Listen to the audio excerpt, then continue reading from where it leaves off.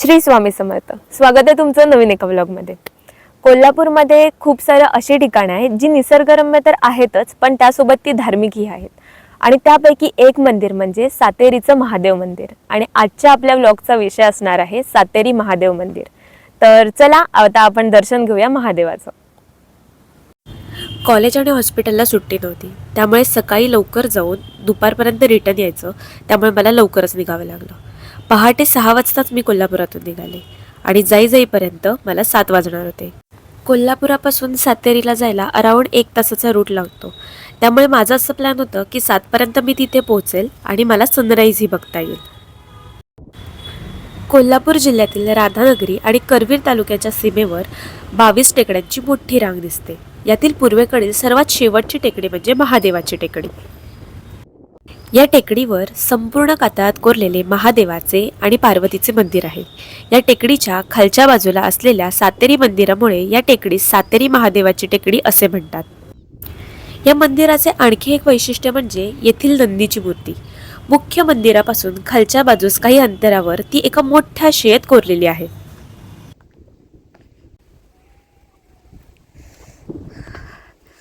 मला वाटत नाही कोणी मंदिरात आलं असेल.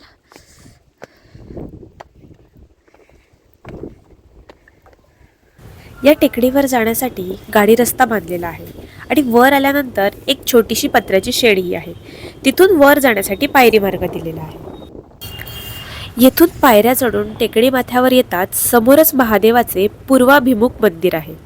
महादेवाचे हे मंदिर टेकडीवरील भल्या मोठ्या पाषाण शिळेमध्ये कोरलेलं आहे.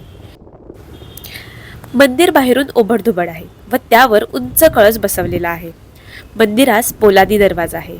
आतून गोलाकार असलेला या गुहावजा मंदिरात मध्यभागी महादेवाची प्राचीन दगडी पिंडी आहे.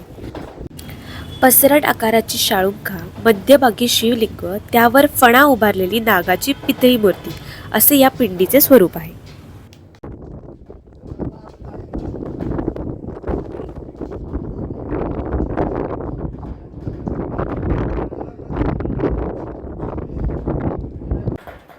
गुहेबाहेर भाविकांच्या सोयीसाठी पत्र्याची शेड केलेली आहे आणि तिथे नॉर्मल बसायला बेंचेस आणि पाण्याची सोय आहे. गुहा मंदिराच्या मागच्या बाजूस याच शेळेमध्ये कोरलेले महादेवाचे मंदिर आहे. तेथील छोट्या दरवाजातून आत गेल्यानंतर उजवीकडे एक देवळी कोरलेली आहे. त्यात गणपतीची छोटीशी मूर्ती आहे. ही मूर्ती संगमरवरी आहे आणि आत पार्वतीची पाषाण मूर्ती आहे.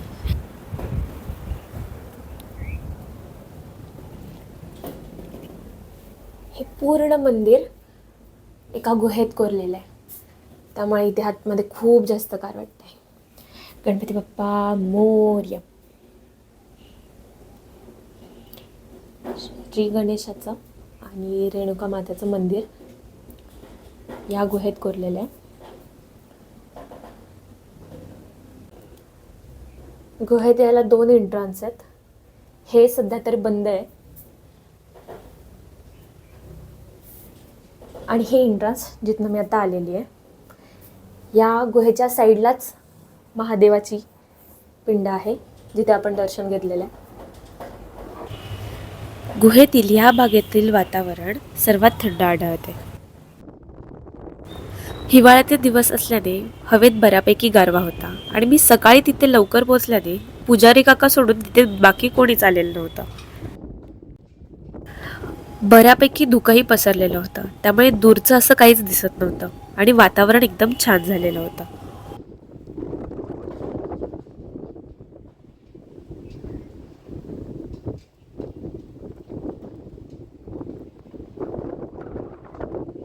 आणि मी अशा बेस्ट टाईमला इथे आली आहे की इथे कोणीच नाही आहे. म्हणजे एवढ्या सकाळी इकडे कोणीच नाही आहे. एकतर जवळपास कोणतंच गाव नाही आहे इथे, त्यामुळे वर्दळचा जास्त काही प्रश्नच येत नाही. मी आले तेव्हा 2-3 मुलं होती, त्यांचं नमस्कार केलं आणि गेले. आणि एक पुजारी काका होते जी महादेवाची पहिली पूजा करण्यासाठी इथे आले होते. त्यामुळे माझं दर्शन खूप छान झालेलं आहे आणि इथला व्ह्यू पण खूप छान दिसतोय. गर्दी नसल्यामुळे खूप मस्त वाटतंय. लास्ट टाईमला मी आलेले तेव्हा मंडे होता आणि प्रचंड गर्दी होती. तेव्हा माझं असं ठरलेलं की हां, मी व्लॉग एक बनवायला तर इथे आलीच पाहिजे. त्यामुळे खूप मस्त वाटतंय. कोल्हापुरातून जवळपास एक 6:15 या 6:20ला मी निघालेली आहे आणि 1 तासाचंच अंतर आहे, त्यामुळे 6:15पर्यंत मी इथे पोचले होते. आणि ते वातावरण एवढं छान आहे, कारण कोल्हापुरात एवढी मस्त थंडी पडलेली आहे. तेव्हाच माझं ठरलेलं की इकडे वातावरण सकाळ सकाळी खूप मस्त असेल, सगळीकडे धुकं असेल आणि ॲज एक्सपेक्टेड इथे कोणीच नाही आहे आणि एका साईडनी छान ऊन येतं आहे आणि खूप जास्त थंडी आहे, त्यामुळे खूप मस्त वाटतं. नॉर्मली मंडेला गर्दी असतेच असते आणि इव्हिनिंगला तर तसंही खूप लोक असतात, कारण इव्हिनिंगला आता ही पूर्व आहे इकडची आणि पश्चिम दिशेला खूप सुंदर असा सनसेट दिसतो, त्यामुळे मोस्ट ऑफ द इव्हिनिंगला गर्दी असतेच असते. आणि इथे खूप मोठ्या प्रमाणावर महाशिवरात्र खूप मोठ्या प्रमाणावर सेलिब्रेट केली जाते. तसं बघायला गेलं तर इथे नेहमीच गर्दी असतेच, म्हणजे स्पेशली मंडेला वगैरे, पण महाशिवरात्र मोठ्या उत्साहात सेलिब्रेट केली जाते. त्या दिवशी इकडे मोठा उत्सव वगैरे असतो. येऊया आपण कधीतरी महाशिवरात्रीला इथे.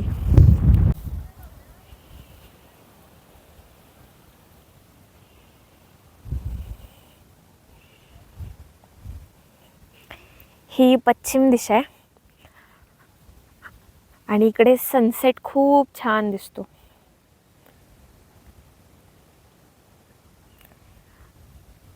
मंदिराच्या एका साईडला इतका वारा येतोय की आवाजही येत नाही आणि एकदम अपोजिट साईडला जराही वारा येत नाही आणि खूप शांत वाटतंय.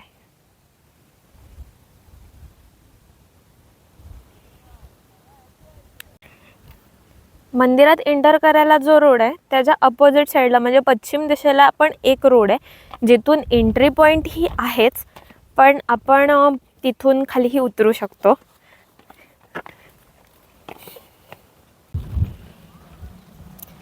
एवढ्या सकाळ सकाळ आल्यामुळे सगळी दुकानं बंद आहेत, नाहीतर पूजेची थाळी वगैरे मिळते इथे. येताना आपल्याला कसबा बीड हे गाव लागलं होतं. तिथेही एक महादेवाचं प्राचीन मंदिर आहे, तर आता जाता वेळेस आपण तिथेही दर्शन घेऊया आणि त्याला थोडीशी हिस्ट्री पण आहे, ती पण बघूया आपण. सोन्याचा पाऊस पडणारे गाव अशी ख्याती असलेले कसबा बीड हे कोल्हापूर जिल्ह्यातील एक ऐतिहासिक गाव आहे. भोगावती व तुळशी या नदीच्या पवित्र संगमावर हे गाव वसले आहे. 12व्या शतकात शिलाहारांच्या कोल्हापूर घराण्यातील राजा भोज याची कसबा बीड ही काही काळ राजधानी होती असे सांगितले जाते. मंदिराच्या गर्भगृहाचे द्वार कोरीव स्तंभ तसेच तोरणाने सुशोभित आहे. आत भित्तींना आणि जमिनीवर संगमरवरी फरशा बसवलेल्या आहेत, त्यामुळे मूळ गाभाऱ्याचे प्राचीनत्व लोपले आहे. गाभाऱ्यात मध्यभागी संगमरवरी देवारा उभारलेला आहे. त्यात बिडेश्वर महादेवाची मोठी पिंडी विराजमान आहे. या पिंडीच्या शाळुंखेस चांदीचा नक्षीकाम केलेला पत्रा चढवलेला असून त्यात मधोमध पाषाणलिंग आहे. या देवाराच्या मागच्या बाजूस भिंतीवरील देवकोष्ठात शंकर पार्वतीच्या काळ्या पाषाणात कोरलेली मूर्ती आहे. गावाच्या मध्यभागी कसबा बीडचे ग्रामदैवत असलेल्या महादेवाचे शिलाहारकालीन देवालय आहे. या मंदिराच्या परिसरात प्राचीन वीरगळांचे संग्रहालय आहे, त्यामुळे या मंदिरास धार्मिकतेबरोबरच ऐतिहासिकदृष्ट्याही महत्त्व प्राप्त झालेले आहे.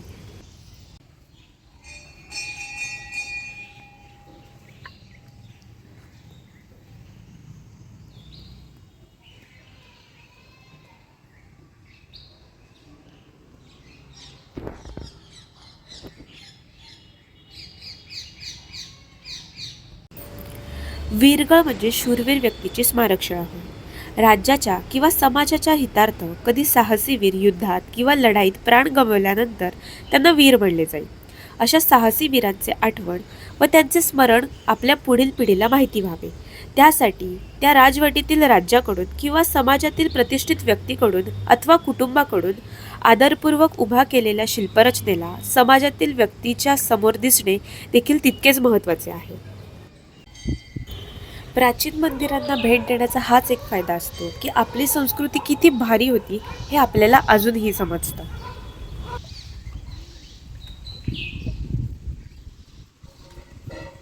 चॅनलवर नवीन असाल तर लगेच सबस्क्राईब करा आणि लाईक, कमेंट, शेअर करायला विसरू नका. काळजी घ्या. Bye bye.